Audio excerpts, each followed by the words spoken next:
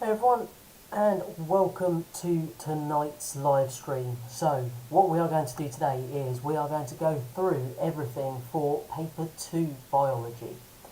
So, what we're aiming to do is go through all of B4, B5, B6. Obviously, B6 is a little bit of a chunky one, so this may take a little bit more than an hour and a half, but we will try to keep it as short as possible. You have the chat that you can post any questions in, but as always there is a slight delay between obviously what I say here and when you actually see it, so there may be a delay in answering your questions. So let's kick it off then. To start off with B4, this was all about the ecosystems, food chains, food webs and all of that malarkey. So what we actually have first of all then is we need to know a few key terms here.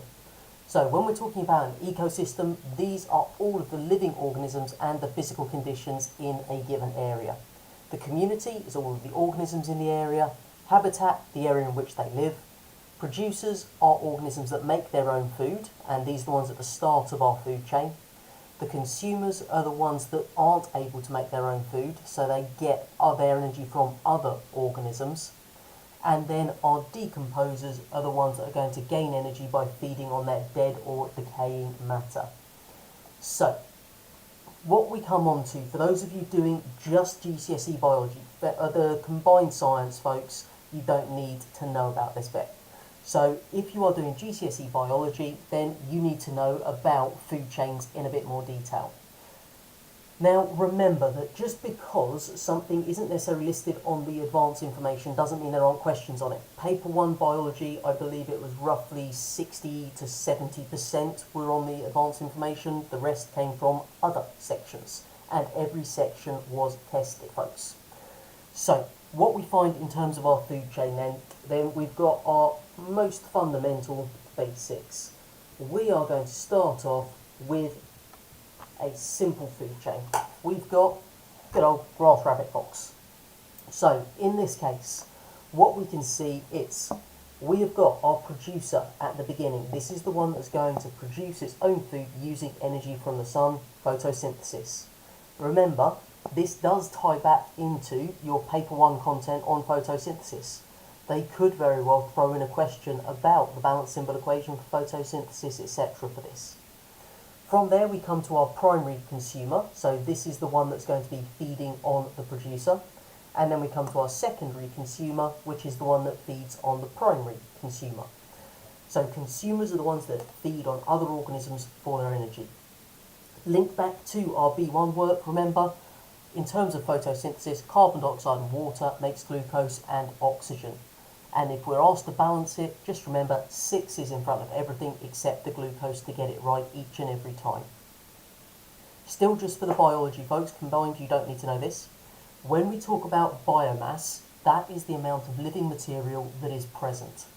And in terms of our food chains, that's showing us what eats what. It shows us the transfer of biomass through our given habitat.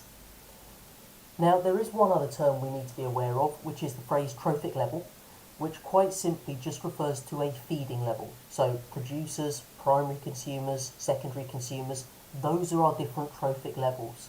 And in the past, they have asked you questions in terms of identify a secondary consumer. So they'll give you a picture of a food web, and then you'll have to identify a secondary consumer from it. So my best advice there is find your producer, find out where that arrow goes, that's your primary consumer, and then follow on to the next arrow, write down whatever name you get to, because that will be your secondary.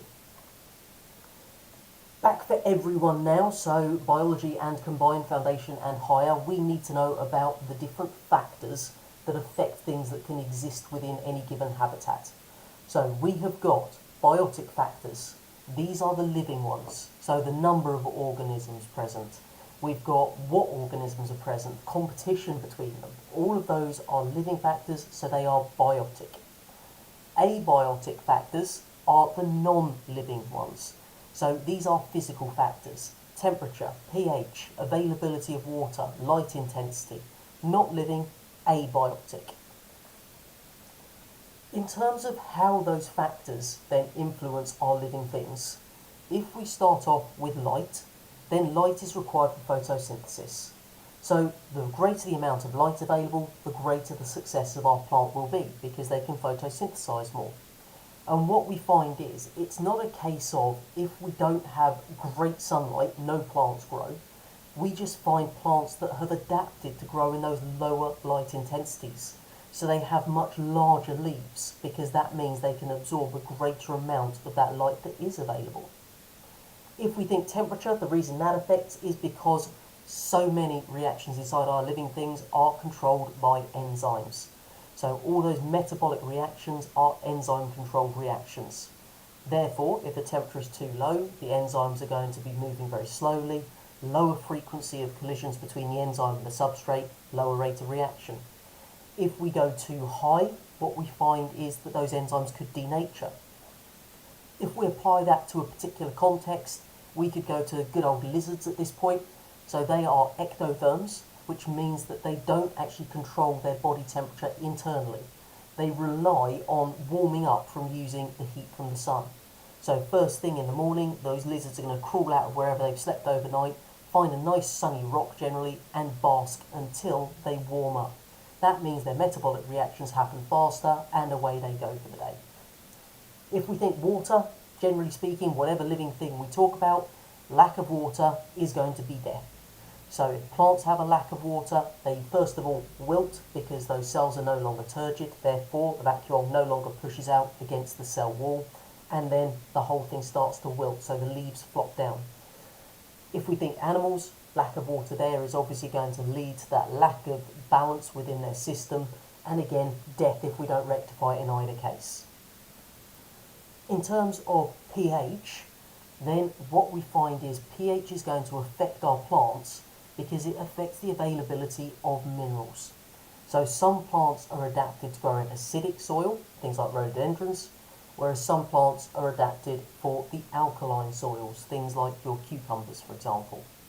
So what we find is different plants grow in different pHs, and that's why you can't just grow absolutely anything in whatever garden you have. If we're looking at how we measure those different abiotic factors, a light meter for light intensity, humidity sensor for moisture, pH probe for our pH, and hopefully we all know a thermometer for temperature. For everyone still, we need to understand the idea of competition and interdependence.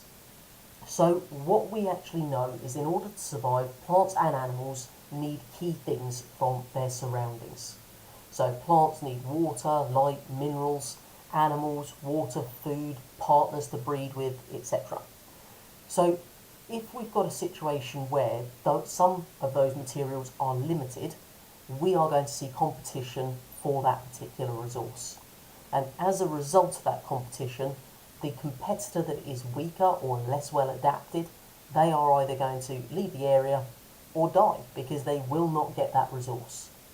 So what we find is that competition is going to have a direct impact on the size of the population in any given area. When we talk interdependence, this is basically how different organisms within our community depend on one another. And we've got three key relationships we need to know here. First one is predation, or the predator-prey relationship. And this comes with our fun-filled predator-prey graph. So what we can see on this, we've got time on the bottom, and then on our y-axis, we've got our population size. So two lines, we've got the hare is the red line, and the lynx is the blue line. So hare is the prey, lynx is the predator. Two types of question can come up for this, a describe or an explain. If it's describe, say what you see. So that's literally where we're going to say the population of hares increases, and then a short while later the population of lynx increases. When the population of hares decreases, the population of lynx decreases a short while after. That's all you got to say on a describe. It's literally saying what you see in terms of a pattern. If the question was explain, we would have to obviously say what we see first of all in our graph, but then we've got to explain the reasons for it. So, the population of hare increases, which a short while later leads to an increase in the population of lynx because there is more food available for the lynx. Therefore, more are going to survive and breed. When that population is increased of our predators, We then see a decrease in the population of hares because there are more lynx eating the hares, therefore their population reduces. And then we come on to, obviously, as the lynx start to decrease, that's because we've got less hares available, so they won't be able to support such a large population. Last point to always put in here is the fact that there's always this slight delay between those two changes. And that's just down to the simple fact that it takes time for the effect to be seen in the other. If we're talking about increasing populations, it takes time for animals to be born. If we're talking about decreasing populations, the joyous thing, it takes a while for animals to starve to death. Number 2 on our list of ecological relationships is mutualism. When we have a mutualistic relationship, this is where both organisms benefit. So we have got two organisms that are working together and they are still getting bonus from each other. So both of them are benefiting there. Third one, parasitism. This is where only the parasite benefits. In terms of the host, they're going to suffer as a result of this relationship. So what we actually find is a great example there is the good old tapeworm. So if you happen to have a tapeworm, it is going to have a great benefit because it's going to steal all of the nutrients that you are taking into your body. So it gets its complete food supply from you. You, however, are going to suffer because it's stealing all of your nutrients at the end of the day. And the chat is correct that if you explain a describe question, you still get the describe marks because you've described the patterns on the graph.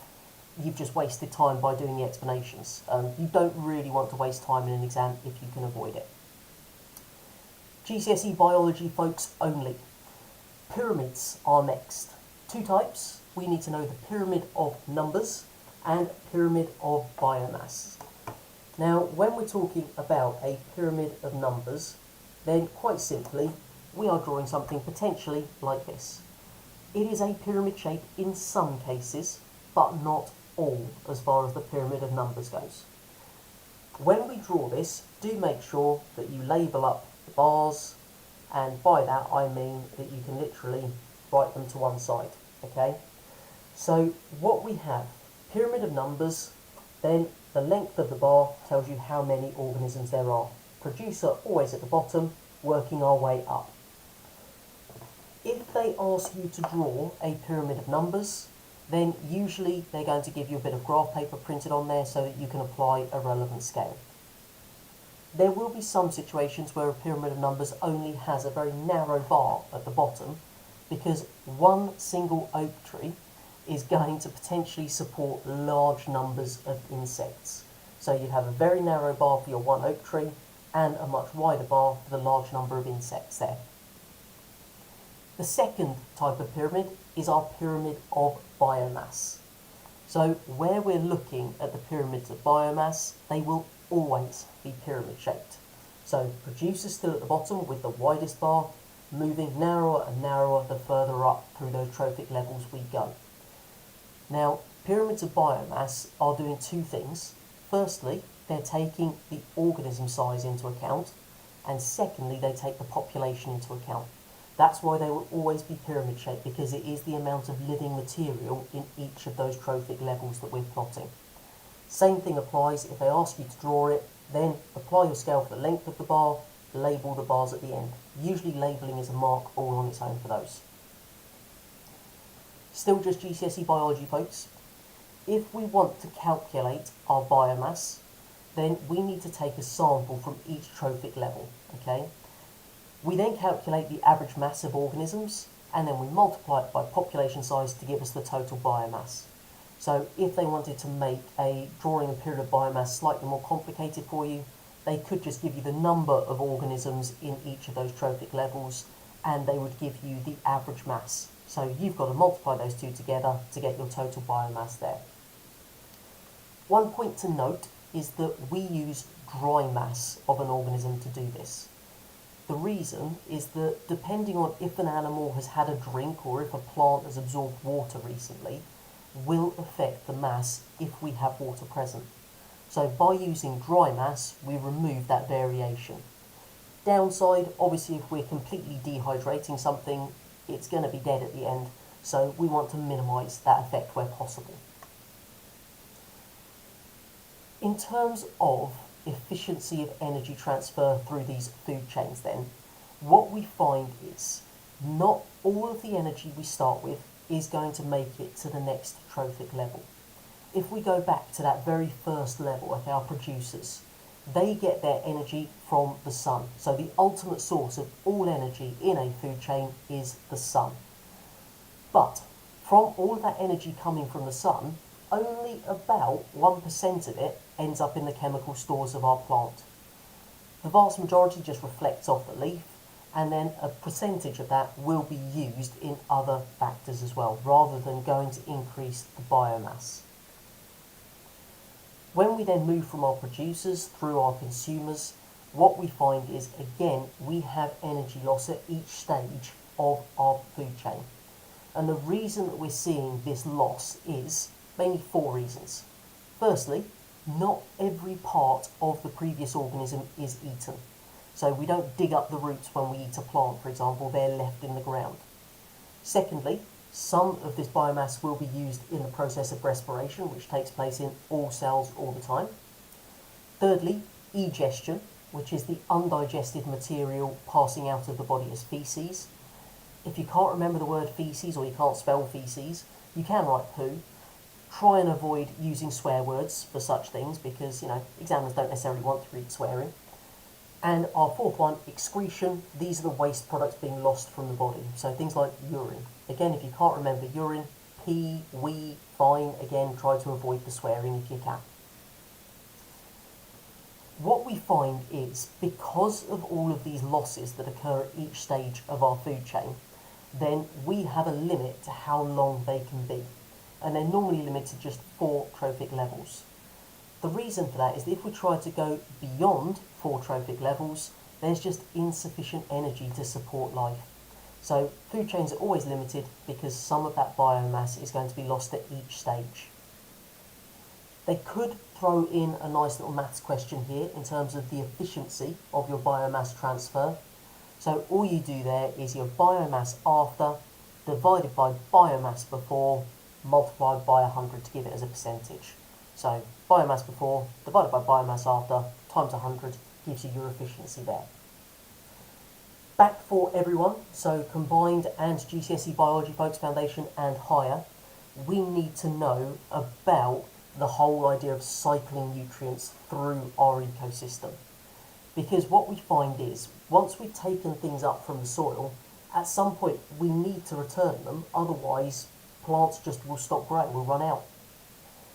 So you need to know 3 types of cycles: carbon, nitrogen and water.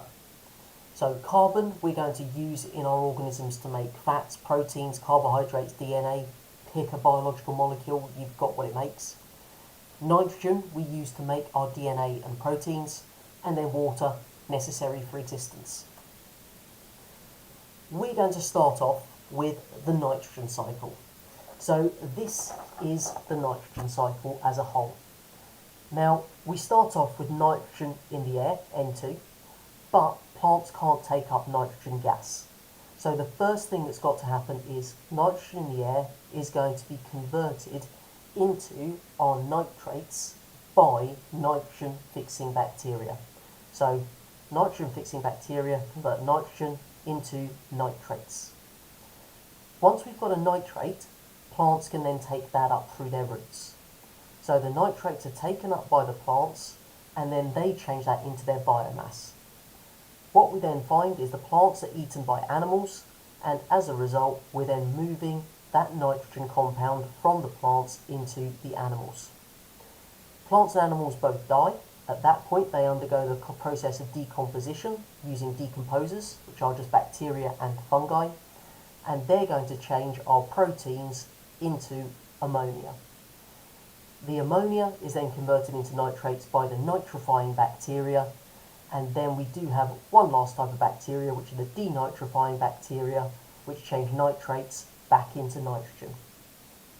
If they ask you to explain the nitrogen cycle, you need to hit, ideally, all 4 of those bacteria. And remember that plant proteins are taken up by the animals by them eating it or feeding off of them. If you can't remember all of them, at least try to put some of those bacteria in. Cycle number 2, the water cycle. So with our water cycle, if we start off up here with something we're very familiar with in the United Kingdom, rain. So on some days we will get precipitation, which quite simply is rainfalls. So when the rain falls, some of it is literally going to run off the surface and end up in a body of water, oceans, seas, lakes, rivers, etc. Others are going to percolate through the little tiny gaps that we find in soil and rocks. So percolation is where the water trickles through these little gaps and ends up obviously in our groundwater. Some of that will be taken up by our plants, and then it gets lost in the process of transpiration. Linked back to B1, transpiration is the loss of water vapour from the aerial parts of the plant. Well, in B2 actually. So what we find is we then lose water vapour, which ends up back in the atmosphere here. From any sitting area of water, we get evaporation, caused by obviously the sun shining on them, again creating our water vapour here. As the water vapour rises, it cools, and therefore we get condensation, creating our clouds, and eventually it falls as precipitation once more. So precipitation, percolation, then we either have transpiration or evaporation returning the water vapour to the atmosphere, condensation to create our clouds, and eventually precipitation once more. We then come on to our final cycle, which is the carbon cycle, and this is obviously cycling carbon through the atmosphere and our living components. What we have in terms of our carbon cycle then, one process is the easy one to spot, photosynthesis. It is the only one that takes carbon dioxide from the atmosphere and removes it, puts it into our plants. So any arrow going from the atmosphere to a plant is going to be photosynthesis. We've then got 3 other processes to know. We do have, obviously, respiration from any living thing. So you can see plants, animals, microbes, all respire, returning carbon dioxide to the atmosphere. We also have combustion, which is where we're burning various items, and that again returns carbon dioxide to the atmosphere. And finally, decomposition. Plants and animals die, they will be broken down by those decomposers, which will respire as they do so, releasing carbon dioxide to the atmosphere. So realistically what we're looking at, photosynthesis is the only one that removes carbon dioxide. The others are going to have a part in returning carbon dioxide to the atmosphere. One thing to remember as far as our carbon dioxide levels go is that they're not going to just be static throughout the day. They vary. Main reason is that during a 24-hour period, we have hours of daylight and hours of darkness. Photosynthesis can only happen when there is light. Therefore, we can only remove carbon dioxide when it is light. Respiration, however, happens all the time, day and night. So we're constantly making carbon dioxide, but only removing it during those daylight hours. One of their favourite questions here is asking you to look at a graph of carbon dioxide levels over time and suggest reasons for the patterns. Over time, carbon dioxide levels have increased, and the reason for that is the human population has increased, and we generally create carbon dioxide through pretty much everything we do. We burn more fossil fuels with more people, we cut down more trees, you name it, it's going to create more carbon dioxide and therefore lead to that increasing level. Final part of our B4 is looking at the decomposition side. Now, we've got 2 types of organism we need to know here, decomposers and detritivores.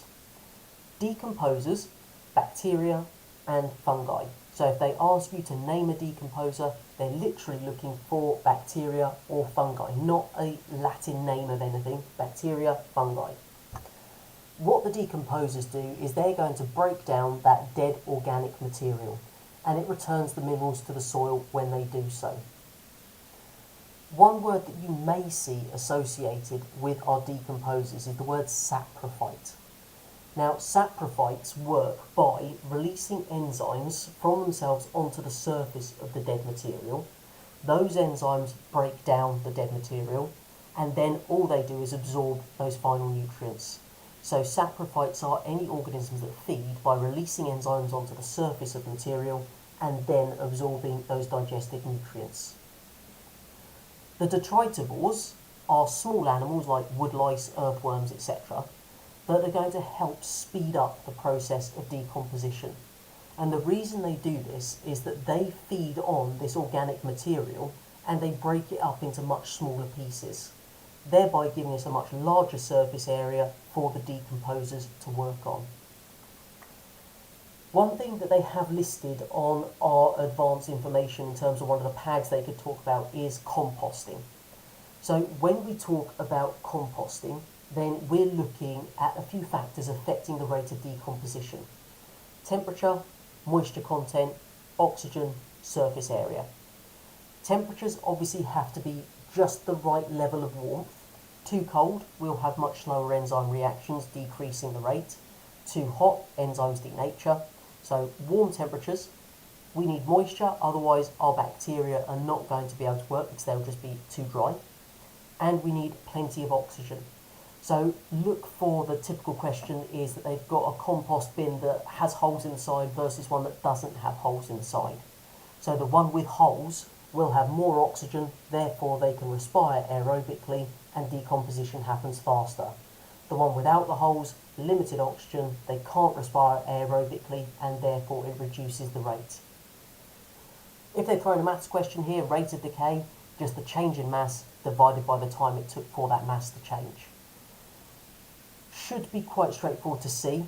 Just a couple of other points I would suggest we bear in mind is the independent variable, the thing we change, dependent variable, what we measure, and any control variables, anything else we don't want to change that could influence. So if we wanted to investigate how the amount of oxygen affected the rate of decomposition, we would have to control the temperature. So just think about it in those ways. And that is B4. So first unit, done. On to B5 then. Now, B5 is a lot of genetics. So we're going to do genetics and then we're going to go on to natural selection side of things. This is on advanced information for both foundation and higher folks for the biology here, the 5.1 section. So we know it's coming up with a decent number of marks tomorrow. First thing, when we talk variation, that is differences within a species.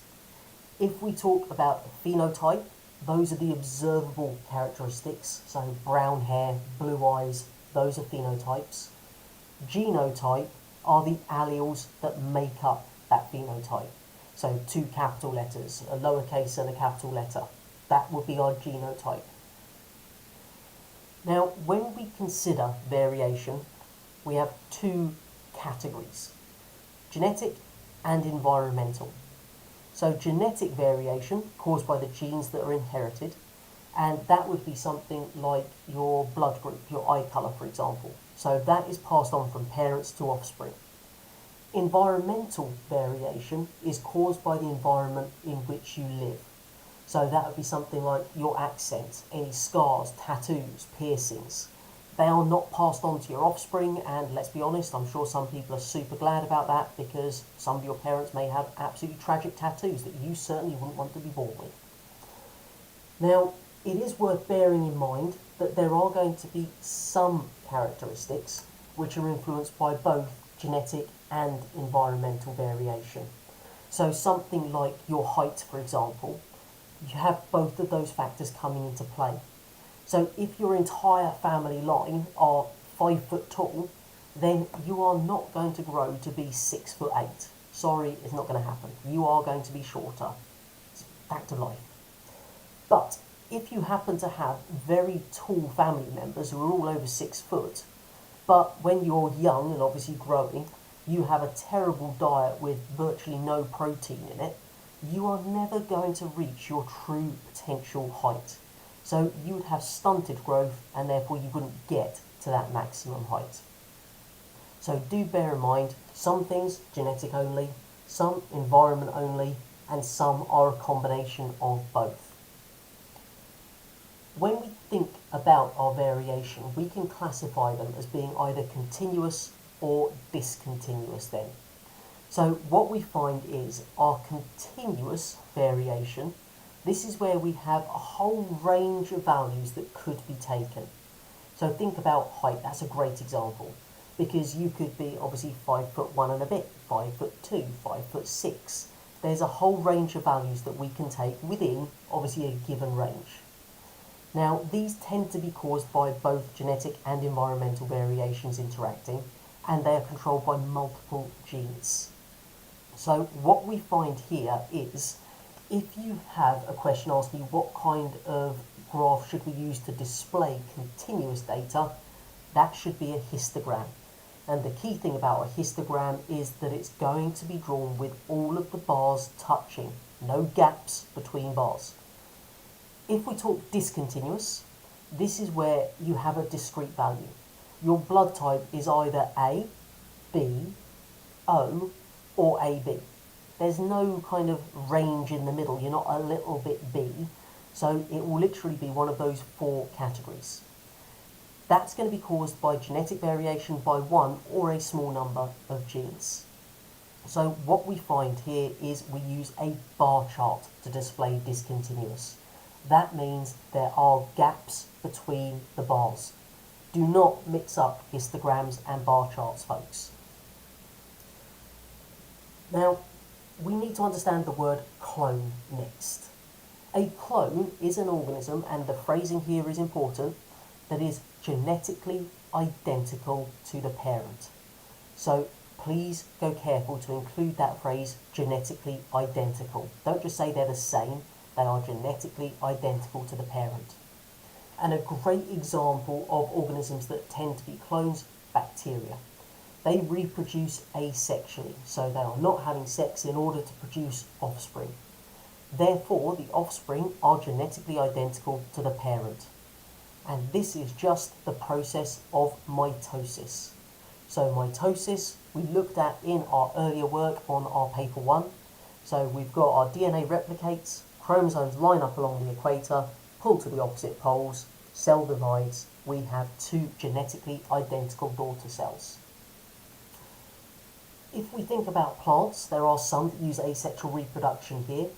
Think about things you've probably got in your science lab at school, the good old spider plant. They have those little runners with tiny little spider plants on the end. They are clones. If we think animals, there are some that reproduce asexually. So starfish, for example, are a good example there. In terms of sexual reproduction, that requires 2 parents. It does lead to genetic variation because we get DNA from both of those parents, and this is where we are going to be seeing the method used by most animals. So most animals use sexual reproduction, humans included. A phrase we should know, the word gamete, that is a sex cell, so sperm or egg in the case of humans. Egg cells made in the ovaries, sperm cells made in the testes, and our gametes are made in the process of meiosis. So be careful here, okay? So when we are writing our 2 processes by which we can make cells, meiosis and mitosis. So when we are looking at meiosis, please do not put a T anywhere in there. As soon as you put a T in it, it's wrong. We're not overly strict on getting perfect spelling every time, but if you put a T in meiosis, it is guaranteed to be wrong because you've kind of done some weird merging of those 2. Mitosis produces those genetically identical copies, meiosis produces the gametes. Please don't mix up those 2 processes. In terms of our gametes, the first thing we need to know is they are haploid. That means they have half the number of chromosomes of a normal body cell. They can throw in some nice little questions here where they will tell you a mouse has 14 chromosomes in a normal body cell. How many are present in the sperm cell? Divide it by 2. If they tell you how many chromosomes are present in one of those gametes and ask you how many are present in the normal body cell, times it by 2. Just go careful not to just go with the assumption of the human numbers there, because they will throw in random organisms. So read the question and then just apply that basic rule. For those of you doing GCSE biology, then what we can find is that we could be asked to compare sexual and asexual reproduction in terms of pros and cons. So if we're looking at advantages of asexual reproduction, then because our offspring are genetically identical to the parent, if the parent is well adapted to those environmental conditions, all of the offspring will be too. Second advantage, you only need one parent, so it's a much faster reproduction. Downside though to asexual reproduction is, because they are all genetically identical, one change in a biotic or abiotic factor could wipe out the lot of you. Sexual reproduction advantage, we get variation, which means we could get adaptations to different environmental conditions. Downside, we need two parents, therefore reproduction is going to be slower in that case. And if you want to play the odds like the sea anemones, then they could use both sexual and asexual reproduction depending on the conditions. So they will literally switch between the two depending on what suits them better at that point in time. Right, back for everyone again, combined and the biology folks, a foundation and higher, we need to know the process of meiosis. Now, when we come to meiosis, this is where we are going to be making our gametes. So we will end up with 4 haploid cells. So that means that we've got 4 cells with half the number of chromosomes present in a normal body cell. The process for this, if you've learnt mitosis in that first paper, you're halfway there. Great news. We start off with our DNA replication first of all. Once the DNA is replicated, the chromosomes line up along the equator in their pairs. The chromosomes are then pulled to the opposite poles, and our cell divides into 2 through that process of cytokinesis. That might sound super familiar because it's identical to mitosis. So first step in our meiosis, same as mitosis. However, there is a second stage to meiosis. The chromosomes then line up along the equator and they're pulled in half, so a single copy goes to each of the poles. The cells then divide into 2 and we end up with 4 of our haploid cells. Okay, so that means in the case of humans we've got 4 of our gametes, each with 23 chromosomes present. The key thing to remember is don't put another DNA replication in before stage 2. So DNA replicates, chromosomes line up along the equator, pull to the opposite poles, cells divide. Then chromosomes line up along the equator, pull to the opposite poles, cell divides again. So we've got 2 lining up along the equators, moving to the opposite poles, cells divide, but only 1 DNA replication at the very beginning. Now, we've said that we get variation as a result of meiosis, and the reason for that comes in 3 ways basically. Firstly, when those chromosomes line up at the equator, it's completely random. It's not a case of all chromosomes that originated in a father are going to line up on the top and all those from a mother along the bottom. It's completely random which one goes where in the cell. Therefore, when they're pulled to the opposite poles, you get a random assortment of them. Secondly, when those chromosomes are lined up at the equator, they're literally sitting next to each other, and we actually get this process of crossing over. And by that, what they do is they literally swap little bits of chromosome with one another. Finally, random fertilization. Once we've made our eggs and our sperm, it's completely random chance as to which sperm fertilizes which egg. So 3 causes of variation: random assortment of chromosomes, crossing over, and random fertilization. What we now need to do is understand how we actually work out the different genetic crosses. So what we have is everyone has 2 copies of every gene. One that came from the mother and one that came from the father. Now, these could be the same or they could be different. And what we're talking about is an allele. So an allele is just the different forms that a gene has. So you would have a gene for eye colour, and the alleles would be things like blue eyes, brown eyes, grey eyes, etc. They are the different forms of that gene. Now, what we find is we would be looking at our combination of alleles to determine what features you show. And we need to know that alleles could come in one of two types. They would either be dominant or recessive. If we are writing a dominant allele on our exam paper, it's a capital letter. And if we have a dominant allele present, that trait will be shown. Whether there's one of them or two, a dominant allele, that trait is always going to be shown. Recessive alleles, these are the ones that will only be expressed if both of them are recessive. And we show them with a lowercase letter. So what we actually find then is we need to understand these different combinations of alleles that we can get, and therefore what we would see in the offspring. We're looking at the genotypes, so the combination of alleles present in the organism. And there are three terms that we need to know to be able to, first of all, understand particularly higher tier questions. So, when we think about this, we are going to see the words homozygous or heterozygous. If we think about homozygous dominant first of all, so homo means same, zygous is our alleles, and the word dominant tells us that they are both dominant alleles. So in that case, we would see two capital letters. So if they tell you a parent is homozygous dominant, they would have both capitals when we write out those individual alleles. If we're saying homozygous recessive, they are both lowercase because we have two recessive alleles. If we have heterozygous, hetero meaning different, then we have one capital and one lowercase. Depending on the type of question they give you, sometimes they will tell you the genotype of the parents, so they will literally say the mother has capital B, lowercase b. Sometimes they will literally say the mother is heterozygous, the father is homozygous recessive.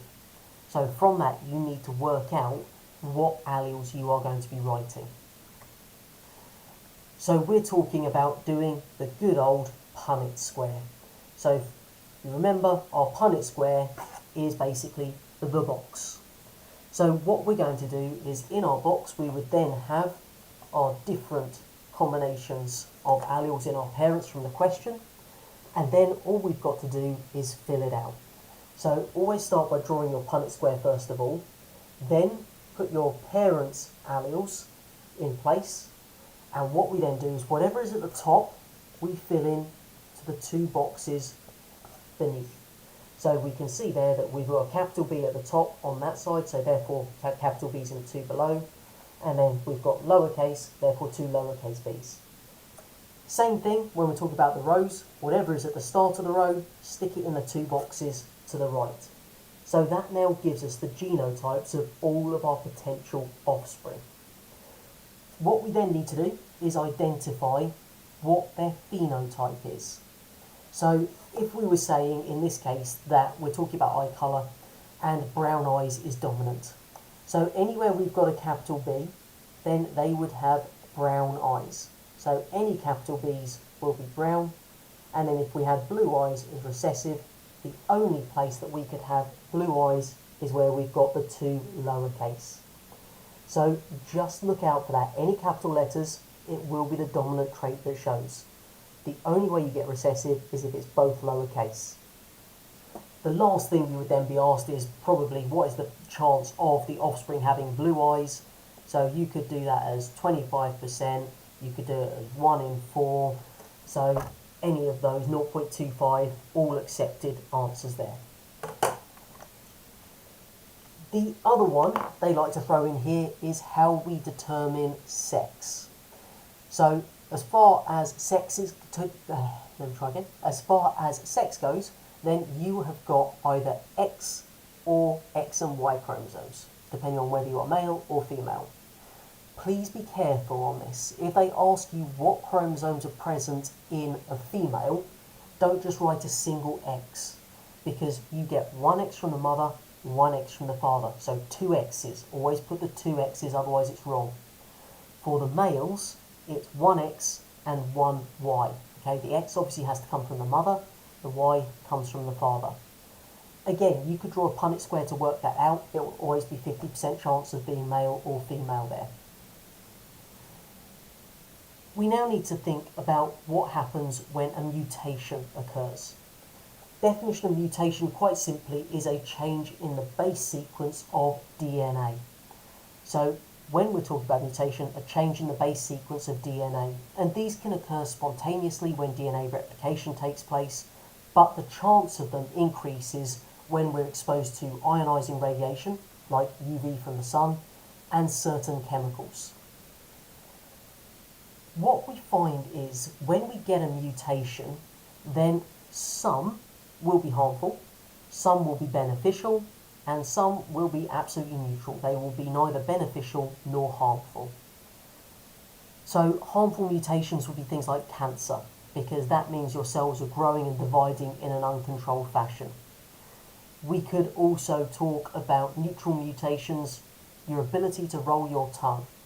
That is going to have absolutely no impact on whether you survive or not. You can either roll your tongue or you can't. Good for you. Beneficial mutations, that would be something like the resistance to antibiotics in our bacteria. So they've given some kind of survival advantage there. For those of you doing biology higher tier, you need to know this little bit about the detail of these mutations. When we consider DNA itself, so if we look at a giant strand of DNA, then it's divided up into these different regions. We've got coding regions, which are the exons, and non-coding regions, the introns. So for every coding region, there is then going to be a non-coding region after it. So we're dividing up the areas that code for a protein. Depending on where the mutation takes place, will therefore influence what is going to happen. And these mutations could be a base being changed, so literally swapping one base for another one. We could add a base, or we could delete a base. If we literally change a base, so swap one for another, so swap an A for a T, for example, that changes one single amino acid. That's it. So in terms of the overall impact, it's minimal. And we don't just have a single triplet code for an amino acid, there are several different variations, so it may even code for the identical amino acid. So those are the ones that tend to be minimal impacts, if any. If we add a base, what we're going to do is not only influence that one triplet codon, but we influence all of the others, because what we've done is we've put one base in and it's shifted all of those triplets along. So because of that, this is going to have significant changes. Deleting a base is a similar thing. You've not just changed that one codon, you've changed all of the ones that follow it as well, because everything has shifted up one bit. Now, what we find is this can tie back into that work in B1 on protein synthesis. So remember, when we make a protein, the DNA obviously is read in sequences of 3 bases called a triplet codon. Each triplet codon codes for one amino acid. So the amino acid is brought in by the transfer RNA, and that's then going to obviously read each triplet on our mRNA, bringing in the new amino acids, join them together into our final protein. So if we think about how mutation could affect something like the ability of an organism to carry out a chemical reaction, if we change the sequence of bases, we've changed the sequence of the amino acids, which has changed the overall shape of the protein. If it's an enzyme, the shape of the protein means the active site will no longer fit the substrate, it doesn't work. So you're starting to tie together some of those ideas from that first paper into this second one. Still just for higher tier biology, folks, do remember that if we are talking about a change in the start codon, so that is the little triplet sequence that tells you start here for our transcription, then it means the whole protein would not even be made in the first place.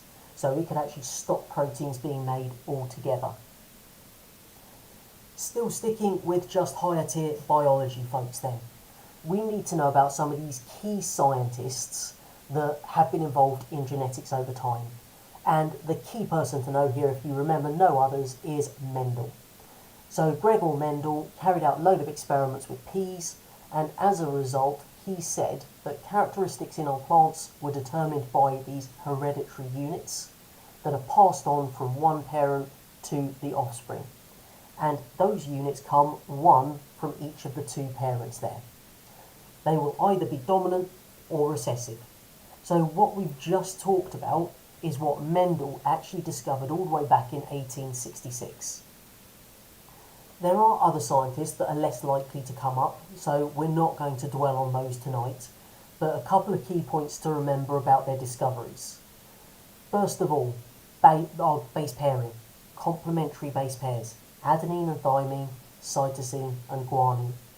So they can give you a mathsy question here that tells you that in an organism 24% of the bases were adenine, what percentage are cytosine? So if we know 24% are adenine, we know 24% would be thymine, so that gives us 48%. 52% then must be cytosine and guanine. Divided by 2, you know how much is cytosine. We then have Watson and Crick using the work of Franklin, for example, in order to produce that DNA double helix structure that we know. So this could be one of those questions where they talk about why do scientists share their work or publish their work, how do they do this? So we publish work in scientific journals so that other scientists can carry out peer review, check what we've said is accurate, and we can also build on that work. So other scientists can take what we've done and then move it further forwards. Now we're going to move on to the 5.2 section, which isn't explicitly listed on Foundation Biology, but is for the higher tier biology folks. And this is for everyone now, so combined and the triple folks, we're back for all. First thing, when we talk evolution, we are talking a gradual change in a species over time. Now, the reason that evolution takes place is as a result of natural selection. Now, natural selection questions are a favourite for a good 4 marker, and there are very simple ways to get those 4 marks, whatever random context they want to give it to you as. So they will give you a setting with some kind of species that has a survival advantage over others. If they're asking us to explain the process of evolution through ideas of natural selection, we write down, first point, there is variation within a species as a result of mutation. Secondly, those best adapted to their environment will survive to reproduction. They will then pass on the advantageous allele to their offspring, which is repeated over many generations. So 5 key points, guaranteed to get you 4 marks every time. Variation as a result of mutation. Those best adapted survive, they will reproduce, pass on, and this is the phrase, the advantageous allele, and it repeats over many generations to lead to evolution. So as long as you put those key points in, you've got that question sorted. We do have a couple of examples that we have as evidence for this. First one, good old peppered moths. So we've got light coloured ones, dark coloured ones. Depending on the conditions, then we actually see that one of them will be better camouflaged than the others. So pre-industrial revolution, the light coloured ones were better camouflaged, therefore they were in greater proportion compared to the dark. Post-industrial revolution, everything was quite disgustingly dirty, and therefore the darker coloured ones had better camouflage, therefore they increased in proportion compared to the light. Bacteria have antibiotic resistance, which means that they are more likely to survive. The ones that aren't resistant to the antibiotic will obviously die off. Hence why we're seeing more problems with antibiotic resistance in everyday life now. Other evidence that we have is our good old fossil record here. So we can dig up the remains of plants and animals from the distant past, and what we find is the deeper underground we get those fossils, then the older they are. So this gives us great evidence on how organisms have shown that gradual change over time, and it also shows us things like the earliest organisms were single-celled. They came before the multicellular. Plants came before animals. So it gives us this evidence for evolution over time. Other evidence that we can use is comparing DNA or protein sequences, because the more closely related species are, then the more similar their DNA and their amino acid sequences will be. Just for those of you doing triple biology then, we need to know about the scientists who came up with this. There are two, Charles Darwin and Alfred Russel Wallace. The key thing to remember here is they both were working independently, and yet they came up with the same idea. So Darwin working around the Galapagos Islands, Wallace in Borneo, they did their studies, and what they then worked out was that we've got the same idea, because Wallace sent his ideas to Darwin for that peer review before he published. As a result, they presented their two papers jointly. So independent work, but they then obviously published combined. Back for everyone now, we need to understand our idea of classification. When we talk classification in biology, this is basically the giant filing system of life on Earth. We are going to take all living things and stick them into little groups based on what we can see or find out about them. That's what we mean by classification. So, what we need to know first of all, definition of a species. So a species are a group of organisms that can interbreed or breed together and produce fertile offspring. So two parts to that, they can breed together and they produce fertile offspring. Include both if they ask you to define a species. Yes, you can just use surnames for any scientist. No one really cares their first names. Now, in terms of our classification, we've got 7 taxonomic levels. Kingdom, phylum, class, order, family, genus, species. Kingdom is the biggest group, if you like, so that would be the animal kingdom. Huge numbers of organisms in there, all very different to one another. As we go further down those taxonomic ranks, we end up getting smaller and smaller until we end with just that one species at the end. Now, in terms of how we're actually going to classify things, 2 systems that we could choose. The first, the artificial classification system. These are the observable characteristics. You look at something and go, oh look, everything here has wings, they're all going into a group together. So we'd have flies, birds, all things with wings go together. Not great, because some things are actually quite different and yet appear to have similar features. The other option, the natural classification system, this uses evolutionary relationships, and we get those through analysing the DNA. So the more closely related they are, the more similar their DNA, we can then put together this whole phylogenetic tree. So that shows all of the evolutionary links, and we can track back basically a giant family tree, if you like, of organisms that have existed on Earth that are related in some way. That is B5 done, which now leaves us with the good old B6, and we are going through the whole thing, so that's why this one is going to be a bit longer, because B6 is chunky. So, first bit of B6 is the sampling techniques. So in terms of our sampling techniques, we need to know quadrats, the big metal frame thing that you probably lobbed randomly on a field and counted grass and daisies, a highly exciting practical for all. Now, the quadrats have a fixed area. We then take a number of different samples, and then we can multiply up to give a total population for a much larger area without counting an entire school field, okay? Pooters, they're the little kind of pots with 2 straws. One has a little mesh covering on the bottom. That's the one you suck.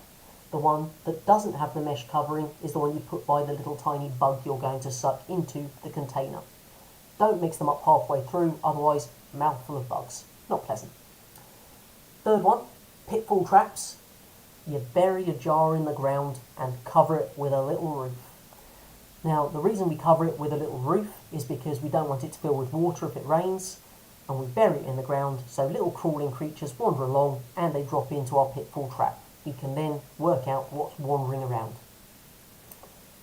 Sweep nets we'd use for things like butterflies, grasshoppers. It's a net that we sweep through the grass. It will collect random insects, etc. that we can then count.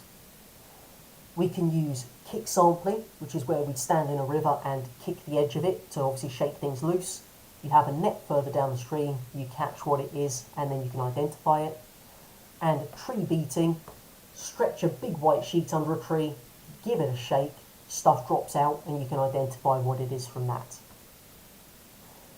Now, when we come to identifying things, we need to know, basically, what they are. And the way we do that is through the use of a key. Two types of key that we can use, spider or branched keys and numbered keys. So the spider key is one where you literally have kind of two options coming and you just follow the path all the way down until you get to a name. The numbered keys, you would literally have question 1 and it would say something like narrow leaves, go to question 2. Kind of like the choose your own adventure books you might have read as a kid. Literally just follow the instructions as you go all the way down and eventually you'll come to just the final name. That's it. They can give you questions on this where they give you pictures of organisms and they ask you to identify one of them using one of those keys. Literally look at the picture and work your way down. In terms of one of the methods that they do like to ask about, it's to do with when we're catching things like grasshoppers, for example. So we would carry out what we refer to as the capture-recapture technique. So what we do here is you go out and you're going to use a sampling technique to capture your sample first of all. You count how many there are and you're going to mark them in a way that's not going to affect their survival. We then release them, go away for a bit, come back a bit later, use the exact same technique to recapture, so you're literally going to do exactly the same sampling technique again, count them up, and you're going to count the total number that we caught and how many of them were marked. From that, all you need to do to work out your population size is your number in the first sample times the number in the second sample divided by the number that you re-caught that were marked. We make two significant assumptions here. Firstly, nothing died between those two sampling periods, and secondly, nothing either immigrated or emigrated, so nothing entered or left the area. We've got two options as far as sampling goes. We can use random or non-random. Random sampling is where we basically make a grid out of two tape measures, so you put two tape measures at 90 degrees to each other, and then use a random number generator to get you the coordinates. Whole advantage of doing this is it removes that bias that we get. If I send you out with a quadrat and say, work out the population of various plants on the school field, once you've counted your 9th quadrat with just grass, you then start looking for some with something more interesting. Now, if you're literally going to place it over the dandelion just so you can count a dandelion, that's going to give us biased results. So it's going to give us a false count. So by using a random number generator to give us coordinates, removes that bias altogether. Non-random sampling is where we're going to be studying a particular change. So we want to see how distribution of species changes with a certain factor. So this might be something like you run a transect line up from the seashore going further inland to see how the population and types of plants that we get at different distances from the sea changes. So the transect line runs up from the sea and then you place your quadrat at set intervals counting what species are present in each of them. So that just allows us to then see how that changing factor influences our distribution. The next fun little section is all about biodiversity. So biodiversity, quite simply, is the variety of living things in an area. Now, we need a decent biodiversity for life on Earth to really be successful.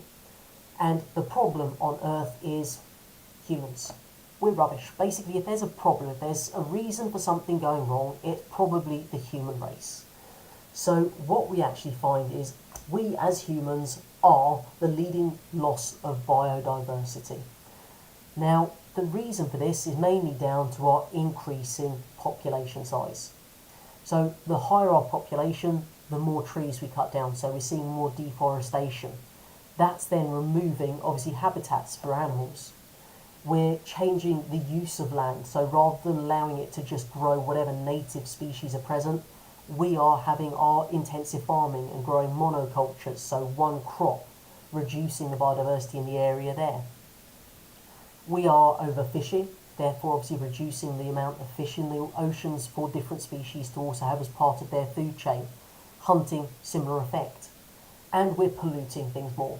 The more people there are, the more pollution there is, and therefore we restrict the number of species that will be able to survive there.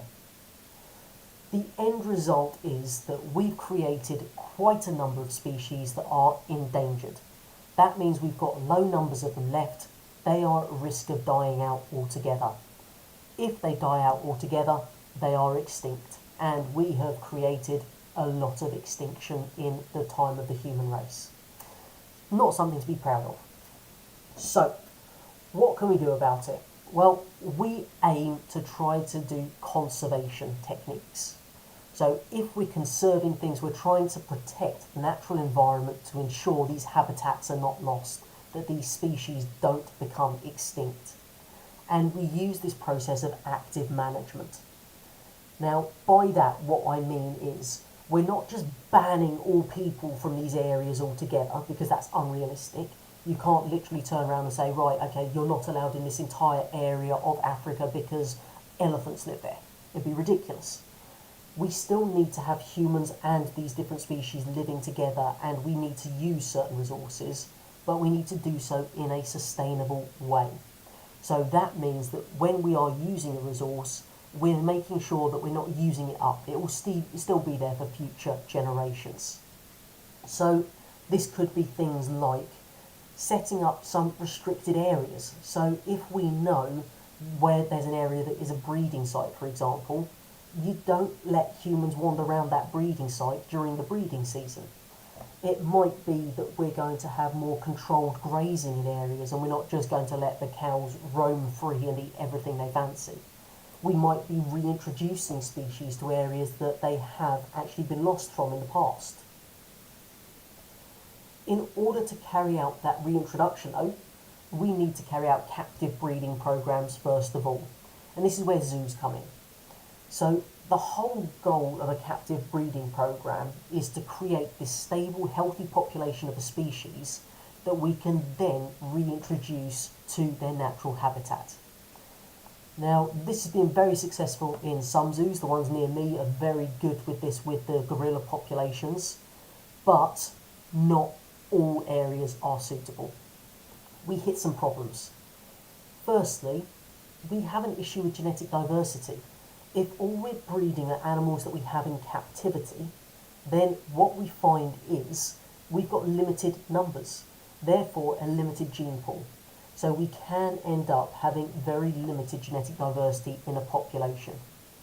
Secondly, once we've bred these animals in captivity, they may not be suitable for release. Firstly, there may be no natural habitat to go back to. If we've built over that entire area, you can't just release them back to where they came from because their actual habitat doesn't exist. It could also be the fact that they just don't have those survival skills. So we've got to be careful in how we raise these ones. If we are planning to reintroduce them to the wild, then we've got to make sure we're not making them overly reliant on humans. It's not just animals, we also do this with plants, and we use seed banks to conserve our plants here. Now, what that means is we've basically got these massive stores of seeds, as in thousands upon thousands of them, just stored in containers in very cold conditions to stop them from germinating. So what we have, big one up at Kew Gardens up in London, another one up in our permafrost, and we will be able to store large numbers of these seeds so that if we ever need to reintroduce our plants, we do have them available. to try to maintain this whole idea of biodiversity, we're going to need some rules and regulations in place. We can't just rely on the good nature of the human race, because it's sadly lacking in a number of people. So instead, we've got a range of laws, some local, some are international agreements. So what we have are the local laws, which are ones that are within an individual country, focused on their immediate needs. So things like our little sort of countryside stewardship schemes, where we pay farmers to plant more hedgerows, for example. If we're going international, then we've got obviously rules and regulations like CITES, which is our Convention on International Trade in our Endangered Species, which has a load of rules and regulations on what we can import and export in terms of animals and plants. We then have things like the Rio Convention, which was this big convention of a whole number of different countries, over 100 of them, came together and made agreements for this sustainable development. Reducing greenhouse emissions, all these things our world leaders they sit together and say, we are all going to reduce carbon dioxide emissions, and then in theory they do something. How much they do, I will let you be the individual judges of. It is worth remembering that a number of countries that have quite good biodiversity tend to be some of our less developed countries around the world, who are actually incredibly reliant on tourism for money and income. So what we actually find is we need to be careful not to just outright ban tourists, because tourists are bad, because actually they bring in income which we can then use to help improve these habitats, to employ guards in the wildlife reserves to prevent poaching, and we can then use that money for positive aims.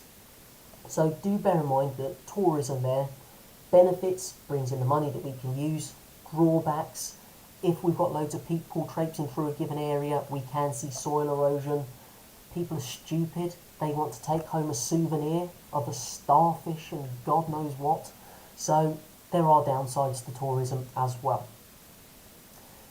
GCSE Biology higher tier folks, this is for you only. You need to know how we monitor biodiversity. And we do this by using indicator species. Now, indicator species, quite simply, is an organism that will just be either present or absent, and because of that presence or absence, they tell us the quality of that environment. If we think about air pollution, first of all, we tend to use lichens as these indicators for air pollution. The reason is they don't have root systems, so they get all of their nutrition from the air. If it's really polluted, some of these more delicate lichens won't be able to exist. You only get the kind of really crusty, sad-looking ones. So look at any nearby roof, I guarantee you're probably going to look at something that's kind of either yellow or white and crusty looking. That's a lichen that's going to be occurring in more polluted areas. They tend to love high levels of nitrogen. Reason you see them on the roofs, birds like roofs, they poop there a lot. One of our key problems as far as air pollution goes is good old sulfur dioxide. Comes from burning our fossil fuels. Sulfur dioxide is a problem because as it goes up into the atmosphere, dissolves in the water in our clouds and will fall as acid rain.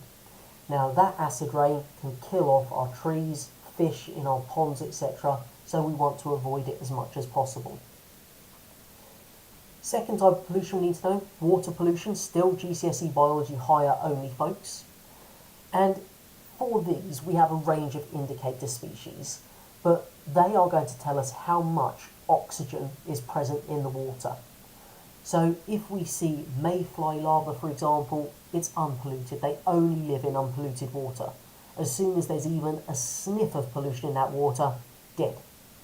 Whereas if you're finding the delightfully named sludge worms, then there's really high pollution there, so that's not great. Look out for questions on this where they give you a little setting, so there'll be a little map of a river and there'll be different sampling points and they will tell you the different populations in those different areas, and they'll ask you where the pollution enters the river. So basically where you see things like sludge worms going through the roof, look just before that, that's where the pollution comes into your river. GCSE biology, folks, so triple only, but foundation and higher. Okay, so combined science, folks, this isn't for you, this is just for the triples. We need to know about the idea of food security. So the ability of human populations to access affordable food that is of sufficient quality and quantity, i.e. getting enough food to feed our population. We do have key things that threaten this. Firstly, the ever-increasing population of humans on planet Earth. Secondly, climate change, more droughts, expanding deserts, etc. And any new pathogens or pests that may evolve and therefore influence our food crops. There are some things that we can do to maximise our production using greenhouses, or as OCR sometimes refer to them, glass houses. That's going to allow us to control all of those factors to maximise our plant growth. We can use fertilisers to replace lost minerals. We can use a range of chemicals. Herbicides kills weeds, fungicides kills fungi, insecticides kills insects, in order to avoid the loss of any of those particular crops there. Two types of farming. We've got intensive farming, which is where we're using a load of machinery and chemicals to maximise the production of food in a given area of land. Or organic farming, natural methods where we avoid chemical use. Still just for the GCSE biology, folks, we need to know about sustainable food production. This is where we're trying to find methods to produce the food indefinitely. So this is where we're minimising fertiliser and pesticide use, and we're using things like crop rotation, biological control, etc. In terms of our biological control, this is where we use natural predators of our pest species to then basically eat the pests. So something like a ladybird will eat aphids, so you can literally release ladybirds into your greenhouse that you're growing your roses. They will eat any aphids there. Not perfect, because predators may just decide that don't want to eat those aphids and therefore eat something else. Your pest problem remains, or the predators may leave the area altogether. Some other techniques that we can use in order to maximise the food available for us. We can carry out fish farming, so we're going to keep those fish in cages in seas or rivers. That's going to protect them from predators, makes it far easier to catch. You have to go and find the fish, they're literally in the cage, and it allows those wild populations to recover. Downside, they're close together, diseases are more likely to spread, and those diseases could spread to wild populations as well. Second technique, hydroponics. So rather than growing plants in soil, we actually grow them in a solution that has all of the minerals that they need. So this means that rather than just having everything in the ground, we can literally have multiple layers stacked one on top of the other, because they're just sitting in a solution that gives them everything they need. Therefore, we can grow way more plants in the same sort of area on the ground. Right, back for everyone, so combined and triple, foundation and higher, folks. Selective breeding is next. When we talk selective breeding, this is where we as humans are going to decide what animals or plants are going to be bred together. And the reason we do that is for particular characteristics. So how do we do this? We look at our flock of sheep, for example, and if we want ones that are going to be super woolly, then from that flock of sheep we pick the woolliest male and the woolliest female. We breed those two together, and then when their offspring are born, we do the same thing again. You pick the woolliest ones from that next generation, breed them together, and you just keep going over many generations. So you identify the desired characteristic, you pick the parents with high levels of characteristic, breed them, and repeat over many generations. Good news, we will get that characteristic in our population. Bad news, we're reducing variation in our gene pool. That means they're going to be more susceptible to diseases. What we could do as a modern alternative to selective breeding is carry out this process of genetic engineering. If we do genetic engineering, we're altering an organism's genome by selecting genes that create a certain characteristic. So genome, remember, is the entirety of the genetic material within an organism. And what we're going to do is introduce a gene from potentially a completely separate organism altogether. So some examples of where we've done this, we've done things like introduce a different gene into corn that makes them more resistant to a pest, for example. We produce human insulin by using bacteria. They've all been genetically modified. Now, if you are doing GCSE biology, so triple biology, you need to know some of the risks. Firstly, we don't know the long-term effects. This hasn't been around for that long in the grand scheme of things, so we don't know if there are going to be long-term effects that we've just not discovered yet. Some potential negative effects: we could see some health problems. If we're taking genes from a different organism and introducing them into our food, we could see new allergies coming out. We could also see cross-pollination with wild plants, introducing some of those genes we didn't intend to into things like weeds that makes them more problematic. For combined and triple higher tier students, you need to know a bit more about the process by which we do this. Foundation folks, you don't need to know this. So, the way that we're going to genetically engineer an organism then is we are going to use restriction enzymes to cut the DNA. So what we do is if we use our example of human insulin then being grown in bacteria for the sake of this, we use a restriction enzyme to cut the insulin gene from the human DNA. We use the same restriction enzyme to cut the plasmid from our bacterial cell, and then we put our human insulin gene and the plasmid together. We introduce an enzyme called DNA ligase that then joins those two together. We reintroduce our plasmid back into the bacterial cell, and then we can grow large numbers of them. So the key thing here, restriction enzymes are the ones that do the cutting. DNA ligase does the joining. Okay, so make sure you know the names of those two enzymes there. In terms of needing to check to make sure it's actually taken up the gene we wanted it to, we've got two options here. They both use something called a marker gene. We could have a marker for antibiotic resistance. So what we do is in the plasmid with our human insulin gene, we also insert an antibiotic resistance gene. So that when that plasmid goes into our bacteria, we grow it on an agar plate which has the antibiotic present. Only those that took up the plasmid would be present. Any of the others would be killed by the antibiotic. Option 2, we can use a fluorescent marker gene. So again, same thing, we insert our marker gene into the plasmid at the same time as our desired characteristic, grow it on an agar plate, and then we shine a UV light onto it.